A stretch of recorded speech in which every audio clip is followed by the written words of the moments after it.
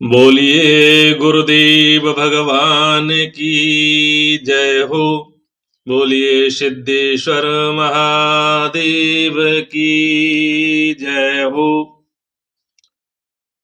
तो आइए भक्तों, आज श्रीमद् भगवत गीता के द्वितीय अध्याय का श्रवण करते हैं।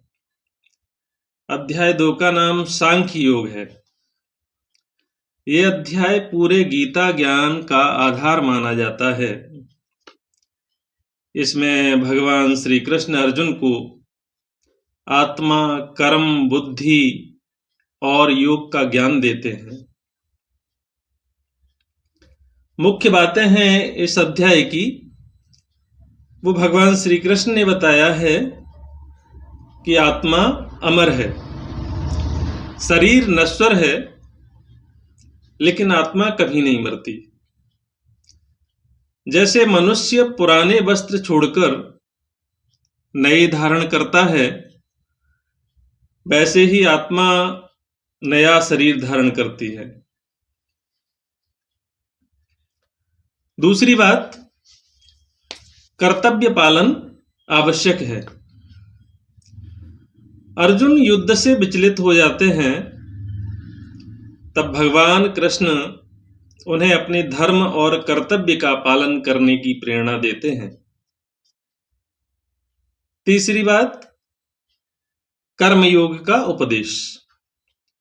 मनुष्य को केवल कर्म करने का अधिकार है, फल की चिंता नहीं करनी चाहिए।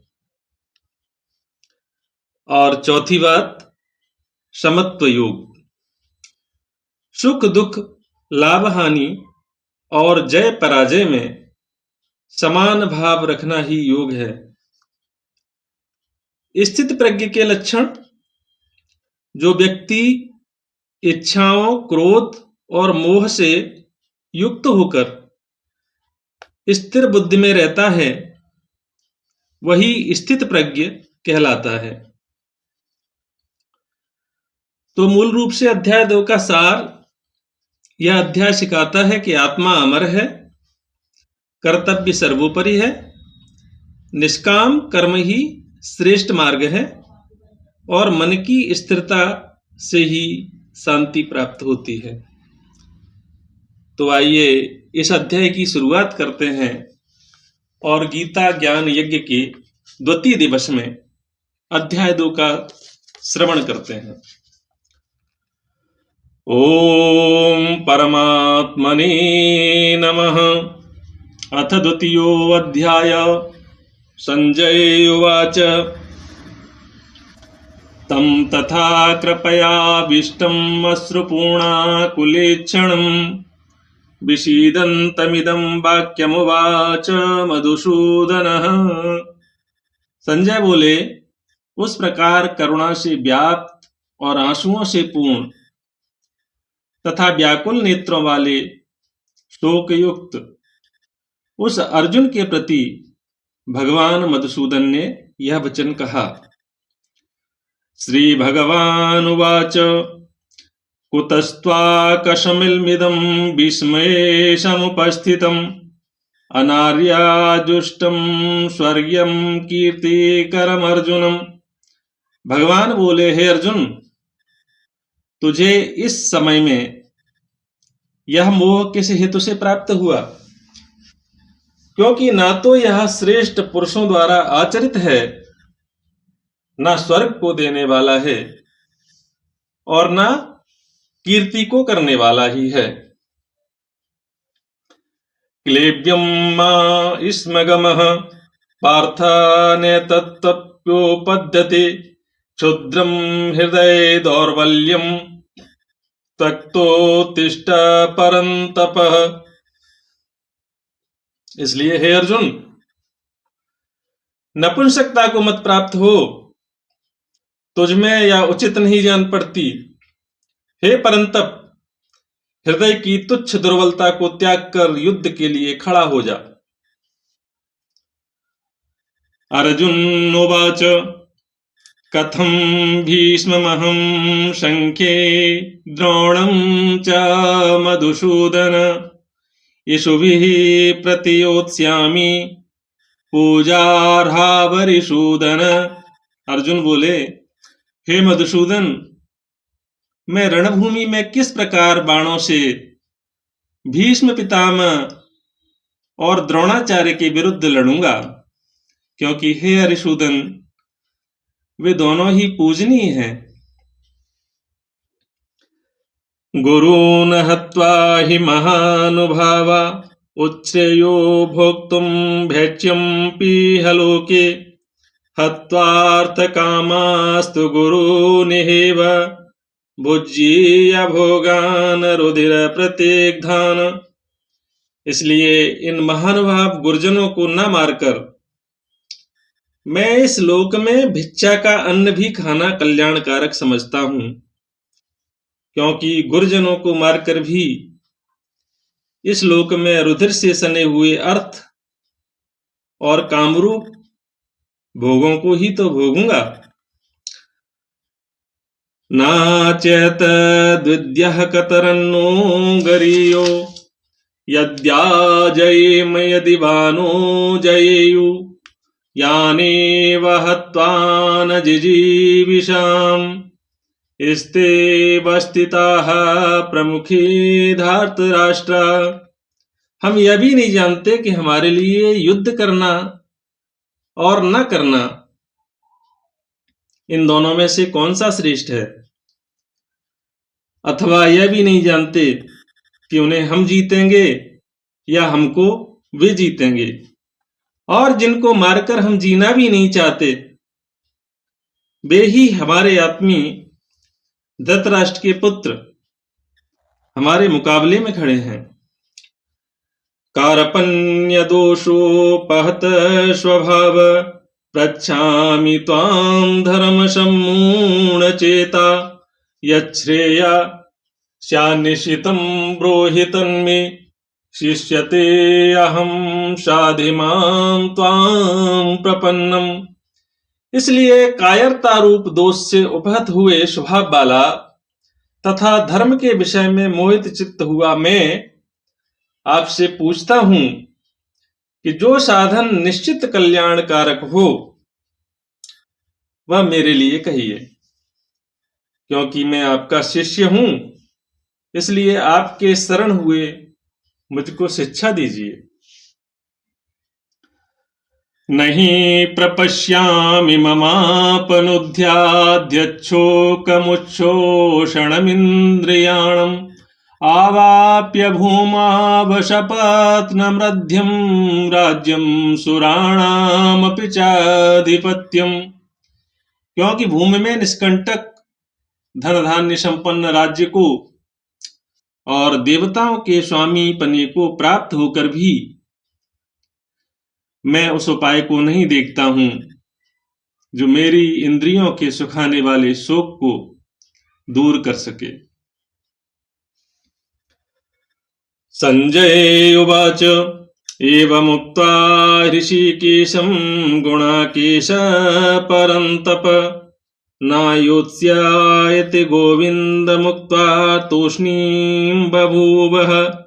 संजय बोले, हे राजन, निद्रा को जीतने वाले अर्जुन अंतर्यामी श्री कृष्ण महाराज के प्रति इस प्रकार कहकर फिर श्री गोविंद भगवान से युद्ध नहीं करूंगा, यह स्पष्ट कहकर चुप हो गए।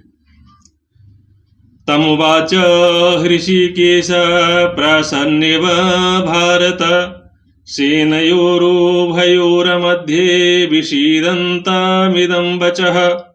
हे भरतवंशी धृतराष्ट्र, अंतर्यामी श्री कृष्ण महाराज दोनों सेनाओं के बीच में शोक करते हुए उस अर्जुन को हंसते हुए से यह वचन बोले। श्री भगवान उवाच अशोच्यानन्वशोचस्त्वं प्रज्ञावादांस भाषसे गतासून गतासूंच नानुशोचन्ते पंडिता। श्री भगवान बोले, हे अर्जुन, तू ना शोक करने योग्य मनुष्यों के लिए शोक करता है और पंडितों के से वचनों को कहता है। परंतु जिनके प्राण चले गए हैं उनके लिए और जिनके प्राण नहीं गए हैं उनके लिए भी पंडित जन शोक नहीं करते। न त्वेवाहं जातु नासं न त्वं नेमे जनाधिपाः न चैव न भविष्यामः सर्वे वयमतः परम। ना तो ऐसा ही है कि मैं किसी काल में नहीं था, तू नहीं था, अथवा ये राजा लोग नहीं थे, और न ऐसा ही है कि इससे आगे हम सब नहीं रहेंगे। देहिनोऽस्मिन् यथा देहे कौमारं यौवनं जरा तथा देहांतर प्राप्तिर्धीरस्तत्र न मुह्यति। जैसे जीवात्मा की इस देह में बालकपन, जवानी और वृद्धावस्था होती है, वैसे ही अन्य शरीर की प्राप्ति होती है और उस विषय में धीर पुरुष मोहित नहीं होता। मात्रा स्पर्शास्तु कौन्तेय शीतोष्ण सुख दुःखदाः आगमापायनो नित्यास्तास्तितिच्छस्व भारत। हे कुंती पुत्र, सर्दी गर्मी और सुख दुख को देने वाले इंद्रिय और विषयों के संयोग तो उत्पत्ति विनाशशील और अनित्य हैं, इसलिए हे भारत उनको तू सहन कर। यम हीना व्यथयन्त्येते पुरुषं पुरुषर्षव सम दुःख सुखम धीरम सोमृत्वाय कल्पते। क्योंकि हे पुरुष श्रेष्ठ, दुख सुख को समान समझने वाले जिस धीर पुरुष को ये इंद्रिय और विषयों के संयोग व्याकुल नहीं करते, वह मोक्ष के योग्य होता है। नासतो विद्यते भावो ना भावो विद्यते शतः उभयोरपि दृष्टोऽन्तस्त्वनयोस्तत्त्वदर्शिभिः। असत वस्तु की तो सत्ता नहीं है और सत्य का अभाव नहीं है। इस प्रकार इन दोनों का ही तत्वज्ञानी पुरुषों द्वारा देखा गया है। अविनाशी तु तद्विद्धि येन सर्वमिदं ततं विनाशं व्ययस्यास्य न कंचित कर्तुमर्हति। नाश रहित तो तू उसको जान जिससे यह संपूर्ण जगत दृश्य वर्ग व्याप्त है। इस अविनाशी का विनाश करने में कोई भी समर्थ नहीं है। अंतवंता इमे देहा नित्यस्तोक्ता शरीरिण अनाशिनो प्रमेयस्य तस्मादुद्यस्य भारत। इस नाश रहित अप्रमेय नित्य स्वरूप जीवात्मा के ये सब शरीर नाशवान कहे गए हैं, इसलिए हे भरतवंशी अर्जुन तू युद्ध कर। या एनं वेत्ति हंतारं यश्चैनं मन्यते हतम् उभौ तौ न विजानीतो नायं हन्ति न हन्यते। जो इस आत्मा को मारने वाला समझता है तथा जो इसको मरा मानता है, वे दोनों ही नहीं जानते, क्योंकि यह आत्मा वास्तव में ना तो किसी को मारता है और न किसी के द्वारा मारा जाता है। न जायते म्रियते वा कदाचिन्नायं भूत्वा भविता वा न भूयात् अजो नित्य शाश्वतो अयं पुराणो न हन्यते हन्यमाने शरीरे। यह आत्मा किसी काल में भी ना तो जन्मता है और न मरता ही है, तथा ना यह उत्पन्न होकर फिर होने वाला ही है, क्योंकि यह अजन्मा, नित्य, सनातन और पुरातन है। शरीर के मारे जाने पर भी यह नहीं मारा जाता। वेदा विनाशिनीं नित्यं या एनमजमव्ययं कथम स पुरुषः पार्थम कम घातयति हंतिकम। हे प्रथापुत्र अर्जुन, जो पुरुष इस आत्मा को नाश रहित, नित्य, अजन्मा और अव्यय जानता है, वह पुरुष कैसे किसको मरवाता है और कैसे किसको मारता है। वासांसि जीर्णानि यथा विहाय नवानि गृह्णाति नरोपराणि तथा शरीराणि विहाय जीर्णा न्यन्यानि संयाति नवानि देहि। जैसे मनुष्य पुराने वस्त्रों को त्याग कर दूसरे नए वस्त्रों को ग्रहण करता है, वैसे ही जीवात्मा पुराने शरीरों को त्याग कर दूसरे नए शरीरों को प्राप्त होता है।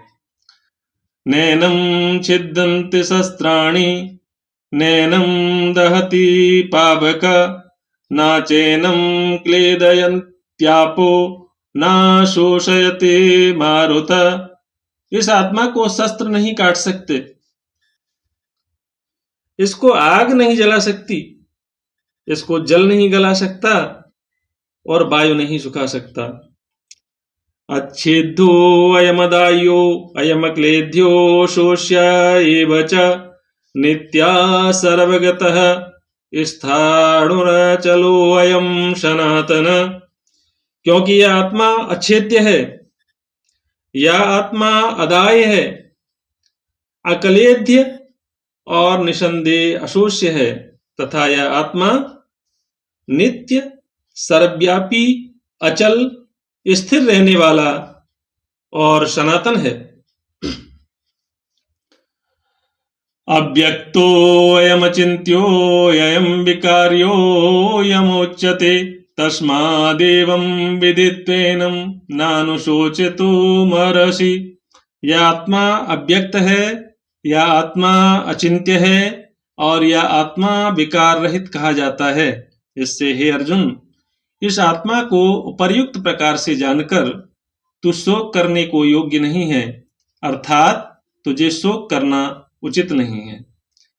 अतचैनम नित्यजातं नित्यं वा मन्यसे मृतं तथापि त्वं महाबाहो नैवं शोचितो महर्षि। किंतु यदि तू इस आत्मा को सदा जन्मने वाला तथा सदा मरने वाला मानता हो, तो भी हे महाबाहो, तू इस प्रकार शोक करने को योग्य नहीं है। जातस्य हि ध्रुवो मृत्योर्ध्रुवं जन्म मृत्यस्य च तस्माद् परिहार्येऽर्थेन त्वं शोचितो महर्षि। क्योंकि इस मान्यता के अनुसार जन्मे हुए की मृत्यु निश्चित है और मरे हुए का जन्म निश्चित है। इससे भी इस बिना उपाय वाले विषय में तू शोक करने को योग्य नहीं है। अव्यक्तादीनि भूतानि व्यक्तमध्यानि भारत अव्यक्त निधनान्येव तत्र का परिदेवना। हे अर्जुन, संपूर्ण प्राणी जन्म से पहले अप्रकट थे और मरने के बाद भी अप्रकट हो जाने वाले हैं, केवल बीच में ही प्रकट हैं। फिर ऐसी स्थिति में क्या शोक करना है। आश्चर्यवत् पश्यति कश्चिदेन माचार्यवद्वदति तथैव चान्य आचार्यवच्चेन मन्या शृणोति श्रुत्वाप्येनं वेद चैव कश्चित्। कोई एक महापुरुष ही इस आत्मा को आश्चर्य की भांति देखता है और वैसे ही दूसरा कोई महापुरुष ही इसके तत्व का आश्चर्य की भांति वर्णन करता है, तथा दूसरा कोई अधिकारी पुरुष ही इसे आश्चर्य की भांति सुनता है और कोई कोई तो सुनकर भी इसको नहीं जानता। देहि नित्यं बधोऽयं देहे सर्वस्य भारत तस्मात् सर्वाणि भूतानि न त्वं शोचितो महर्षि। हे अर्जुन, यह आत्मा सबके शरीर में सदा ही अबद्ध है, जिसका वध नहीं किया जा सकता। इस कारण संपूर्ण प्राणियों के लिए तू शोक करने के योग्य नहीं है। स्वधर्ममपि चावीक्ष्य नापि कंपितो महर्षि धर्माद्धियुद्धात् श्रेयोऽन्यक्षत्रियस्य न विद्यते।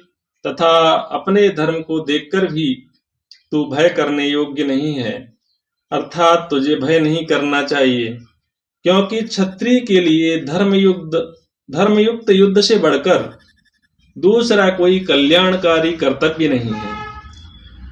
यदृच्छया चोपपन्नं स्वर्गद्वारं पावृतं सुखिनः क्षत्रिया पार्थ लभन्ते युद्धमीदृशम्।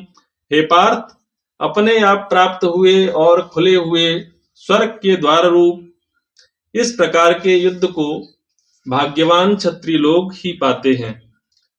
अथ च त्वमिमं धर्म्यं संग्रामं न करिष्यसि ततः स्वधर्म कीर्ति च हित्वा पापमवाप्स्यसि। किंतु यदि तू इस धर्मयुक्त युद्ध को नहीं करेगा तो स्वधर्म और कीर्ति को खोकर पाप को प्राप्त होगा। अकीर्तिं चापि भूतानि कथयिष्यन्ति ते व्ययाम् संभावितस्य च कीर्तिर्मरणादतिरिच्यते। तथा सब लोग तेरी बहुत काल तक रहने वाली अपकीर्ति का भी कथन करेंगे, और मानवीय पुरुष के लिए अपकीर्ति मरण से भी बढ़कर है। भयाद्रणादुपरतं मश्यन्ते त्वां महारथाः येषां च त्वं बहुमतो भूत्वा यास्यसि लाघवम्। और जिनकी दृष्टि में तू पहले बहुत सम्मानित होकर अब लघुता को प्राप्त होगा, वे महारथी लोग तुझे भय के कारण युद्ध से हटा हुआ मानेंगे। आवाच्य वादांस बहून् वदिष्यन्ति तवाहिताः निन्दन्तस्तव सामर्थ्यं ततो दुःखतरं नु किम्। तेरे बैरी लोग तेरे सामर्थ्य की निंदा करते हुए तुझे बहुत से न कहने योग्य वचन भी कहेंगे, उससे अधिक दुख और क्या होगा। हतो वा प्राप्स्यसि स्वर्गं जित्वा वा भोज्यसे महीम् तस्मादुत्तिष्ठ कौन्तेय युद्धाय कृतनिश्चया। या तो तू युद्ध में मारा जाकर स्वर्ग को प्राप्त होगा अथवा संग्राम में जीतकर पृथ्वी का राज्य भोगेगा। इस कारण हे अर्जुन, तू युद्ध के लिए निश्चय करके खड़ा हो जा। सुख दुखे समीकृत्वा लाभालाभो जया जयो ततो युद्धाय युज्यस्व नैवं पापं वास्यसि। जय पराजय, लाभ हानि और सुख दुख को समान समझकर उसके बाद युद्ध के लिए तैयार हो जा। इस प्रकार युद्ध करने से तू पाप को नहीं प्राप्त होगा। एषा ते भीता सांख्ये बुद्धिर्योगे त्वमां शृणु बुद्धया युक्तो यया पार्थ कर्मबन्धं प्रहास्यसि। हे पार्थ, यह बुद्धि तेरे लिए ज्ञान योग के विषय में कही गई है, और अब तू इसको कर्म योग के विषय में सुन। जिस बुद्धि से युक्त हुआ तू कर्मों के बंधन को भली भांति त्याग देगा, अर्थात सर्वथा नष्ट कर डालेगा। नेहा विक्रमनाशोस्ति प्रत्यवायो न विद्यते स्वल्पं प्यस्य धर्मस्य त्रायते महतो भयात्। इस कर्म योग में आरंभ का अर्थात बीज का नाश नहीं है, और उल्टा फलरूप दोष भी नहीं है, बल्कि इस कर्म योग रूप धर्म का थोड़ा सा भी साधन जन्म मृत्यु रूप महान भय से रक्षा कर लेता है। व्यवसायात्मिका बुद्धिरेकेह कुरुनन्दन बहुशाखा ह्यनन्ताश्च बुद्धयो व्यवसायिनाम्। हे अर्जुन, इस कर्म योग में निश्चयात्मिका बुद्धि एक ही होती है, किंतु अस्थिर विचार वाले विवेकहीन सकाम मनुष्यों की बुद्धियां निश्चय ही बहुत भेदों वाली और अनंत होती हैं।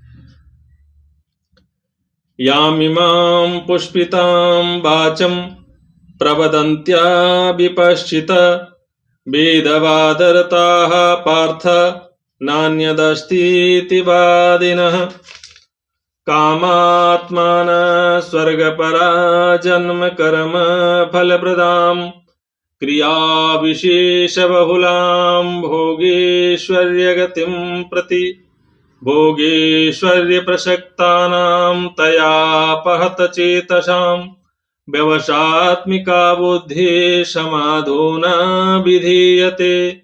हे अर्जुन, जो भोगों में तन्मय हो रहे हैं, जो कर्म फल के प्रशंसक वेद वाक्यों में ही प्रीति रखते हैं, जिनकी बुद्धि में स्वर्ग ही परम प्राप्य वस्तु है और जो स्वर्ग से बढ़कर दूसरी कोई वस्तु ही नहीं है, ऐसा कहने वाले हैं, वे अविवेकी जन इस प्रकार की जिस पुष्पित अर्थात दिखाऊ शोभायुक्त वाणी को कहा करते हैं, जो कि जन्म रूप कर्मफल देने वाली एवं भोग तथा ऐश्वर्य की प्राप्ति के लिए नाना प्रकार की बहुत सी क्रियाओं का वर्णन करने वाली है, उस वाणी द्वारा जिनका चित्त हर लिया गया है, जो भोग और ऐश्वर्य में अत्यंत आसक्त हैं, उन पुरुषों की परमात्मा में निश्चयात्मिका बुद्धि नहीं होती।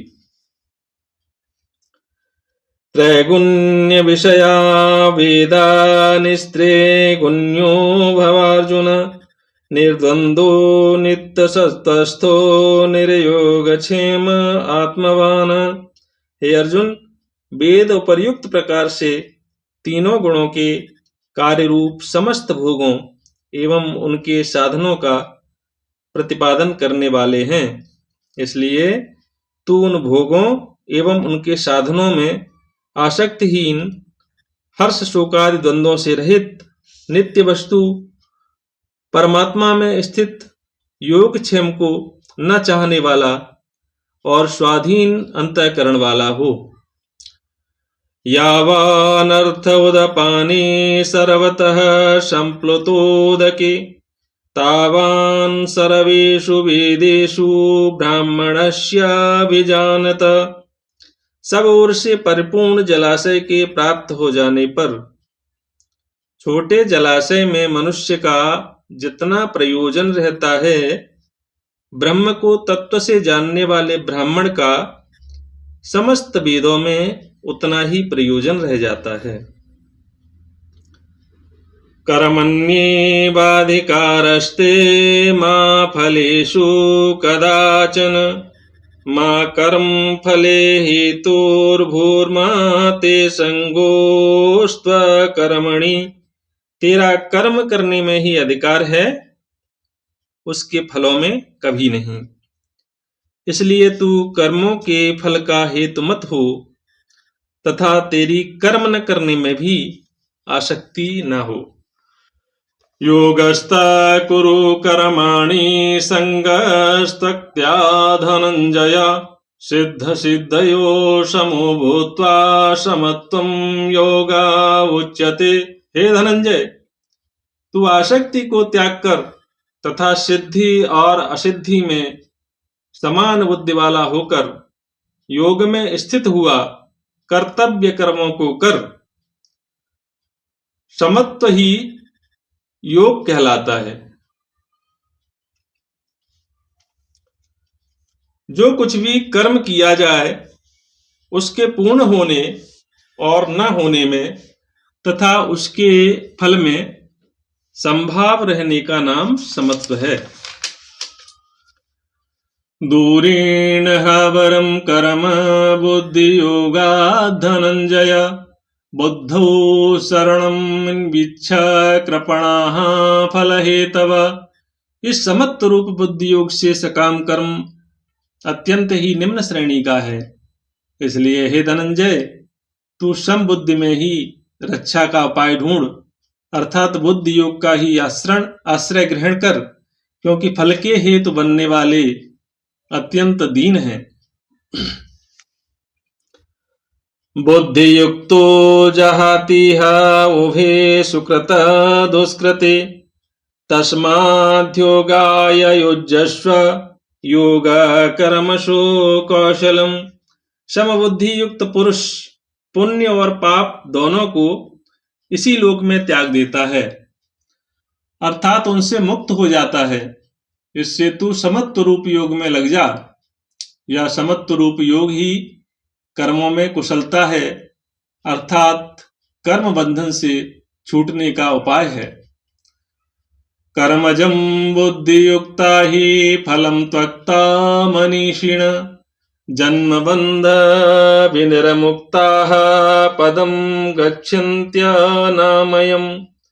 क्योंकि संबुद्धि से युक्त ज्ञानी जन कर्मों से उत्पन्न होने वाले फल को त्याग कर जन्म रूप बंधन से मुक्त हो निर्विकार परम पद को प्राप्त हो जाते हैं। यदा ते मोह कलिलम बुद्धिर्व्यतितरिष्यति तदा गन्तासि निर्वेदम श्रोतव्यस्य श्रुतस्य च। जिस काल में तो तेरी बुद्धि मोह रूप दलदल को भली भांति पार कर जाएगी, उस समय तू सुने हुए और सुनने में आने वाले इस लोक और परलोक संबंधी सभी भोगों से वैराग्य को प्राप्त हो जाएगा। श्रुति भी प्रतिपन्ना ते यदा स्थास्यति निश्चला समाधावचला बुद्धिस्तदा योगम वाप्स्यसि। भांति भांति के वचनों को सुनने से विचलित हुई तेरी बुद्धि जब परमात्मा में अचल और स्थिर ठहर जाएगी, तब तू योग को प्राप्त हो जाएगा, अर्थात तेरा परमात्मा से नित्य संयोग हो जाएगा। अर्जुन उवाच स्थिते प्रज्ञस्य का भाषा समाधिस्तस्य केशव स्थितधि की प्रभाषेत किमासीत ब्रजेत किम। अर्जुन बोले, हे केशव, समाधि में स्थित परमात्मा को प्राप्त हुए स्थिर बुद्धि पुरुष का क्या लक्षण है? वह स्थिर बुद्धि पुरुष कैसे बोलता है, कैसे बैठता है और कैसे चलता है? श्री भगवान उवाच प्रजहाति यदा कामान् सर्वान् पार्थ मनोगतान् आत्मन्येवात्मना तुष्टा स्थिति प्रज्ञस्तदोच्यते। श्री भगवान बोले, हे अर्जुन, जिस काल में यह पुरुष मन में स्थित संपूर्ण कामनाओं को भली भांति त्याग देता है और आत्मा में ही संतुष्ट रहता है, उस काल में वह स्थित प्रज्ञ कहा जाता है। दुःखेष्वनुद्विग्न मना सुखेषु विगतैस्पृह वीतराग भय क्रोध स्थितधीर मुनिरुच्यते।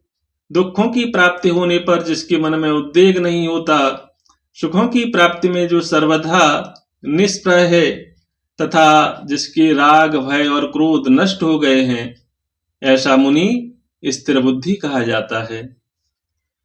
यह सर्वत्र न विस्नेहस्तत्प्राप्य शुभाशुभं न विनन्दति न द्वेष्टि तस्य प्रज्ञा प्रतिष्ठिता।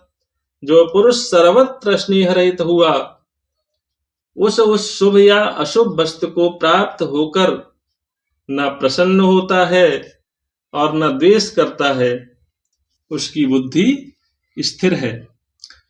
यदा संगरते चायं कूर्मोऽङ्गानीव सर्वश इंद्रियाणि इंद्रियार्थे व्यस्तस्य प्रज्ञा प्रतिष्ठिता।